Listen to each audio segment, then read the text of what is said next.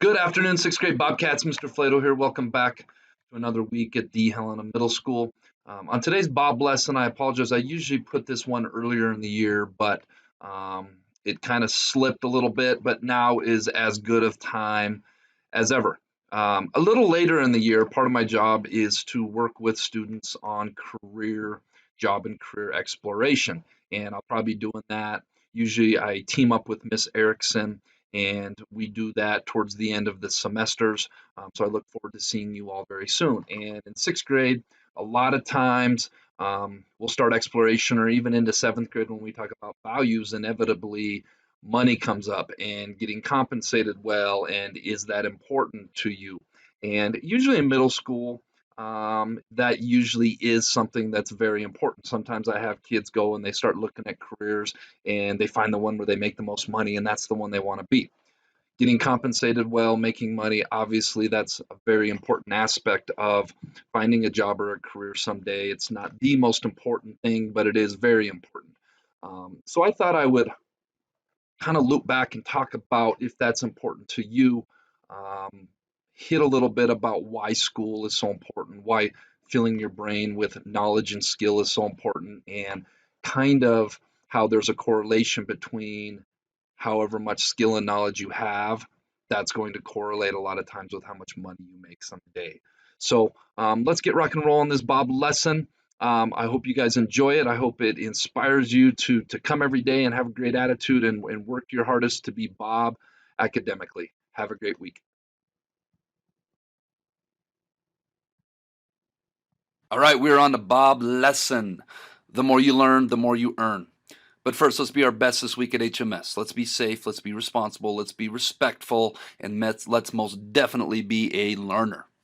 All right, let's talk about the two primary reasons that as an adult, when you turn 18, when you turn 22, when you turn 25, that we get up and we work every day.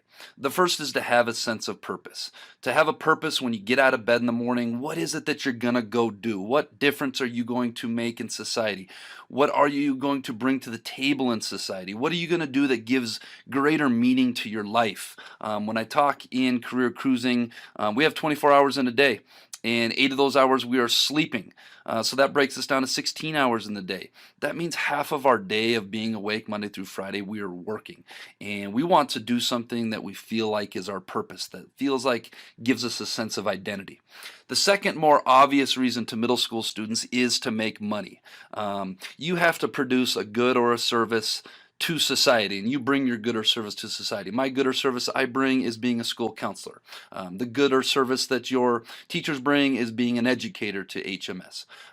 In exchange for doing that, you get compensated with money so that you can survive, because when you do get older, you have bills to pay. You have to buy your food. You have to pay for a place to live, buy pay for utilities, pay for a vehicle, so on and so forth. So these are the two main reasons that we do have to work. And from a lot of middle school students, when I'm doing career cruising, all they hear is, I want to make a lot of money. So this Bob lesson's for you. All right, so here I have a bar graph, and the title of this bar graph is Lifetime Earnings. That's usually 30 years on average, based on educational attainment. Educational attainment is how much education you receive in your life.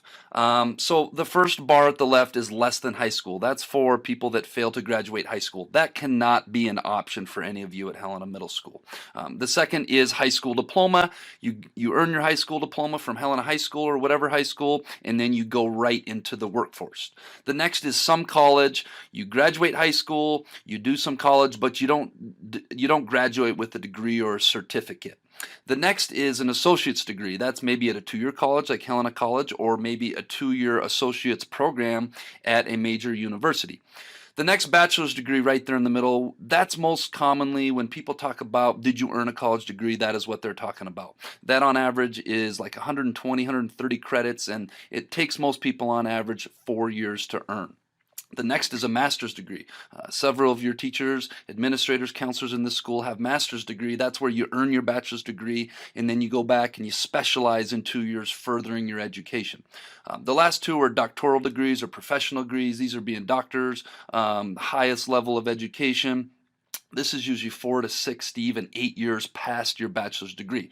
So if you look at this bar graph, we have different levels of educational attainment. And if you'll notice, it's like the steps go up for each level of educational attainment. We start with less than high school. On average, somebody earns $973,000. Now, that may seem like a lot of money, but when you look at the fact that they're working 30, 35, 40 years a lot of times, the math is not that much. It's 20 some thousand dollars. And if you look at how much it jumps every year, it's pretty clear to say that the more you earn, the more you will learn. If you look at not graduating from high school, for instance, and we look over at maybe getting a bachelor's degree, that's more than twice as much money in a lifetime. Now, this isn't the end all be all. This isn't, these are based on averages. There are some people out there that get a high school diploma and end up making more money than somebody with a master's degree. And I have another slide that I think I'm going to talk about next week, but that isn't always the case. We're talking on average here. So what are the takeaways from that graph? The takeaway is simple. Knowledge is power. On average, the higher level of education you receive, the more money you will be compensated with in your job or career over a lifetime. Why do you think that is? Well, the more knowledge you gain, the higher the likelihood is that you have knowledge and skill that the vast majority of society can't. If you can do something the vast majority of society can't, you have greater value in our society. And whether that's right, wrong, or indifferent, that's kind of how society views us. Let's think about this. Let's think about LeBron James, probably the best basketball player on earth. He has a skill set that is vastly better than everyone else out there, and that is why he makes millions and millions and millions and millions of dollars. Okay, the local person working at a restaurant down the street cannot shoot, dribble, pass, defend the basketball like LeBron James can. That's why LeBron James gets compensated so much more than that person. Now, can LeBron James learn to do the job that other person is doing? Probably. Okay, so that's an extreme example, but if you think about it, that's a great example of how it works. In our society, the more knowledge you have, the more power you have. And the more power you have, the higher value you have. And the more value you have, the more on average you will be compensated for what you bring to the table. That's why in that chart, if we go back, people that have more knowledge, have more power, have more value, and they get compensated accordingly for that knowledge and that power that they have. Right, I debated whether I wanted to show this slide, but I think many of you can handle it. And what this slide is looking at is it has the different levels of educational attainment, and the number of people that have that level of education is represented by the size of the circle. So obviously, the smaller circles are the harder degrees to get, and that means that less and less of our society has those levels of education. Where the bigger circles are, on average, high school diplomas. Most people have that. Some people have some college. Those are the most well represented, followed by roughly less than high school on the far left, and then a 2-year degree or a master's degree. And this red line represents the average amount of money people with a bachelor's degree make. Now, I mentioned in the Bob slide before, earning a higher level of education doesn't guarantee you making less or more money, and this is what this slide represents. So let's look at less than high school.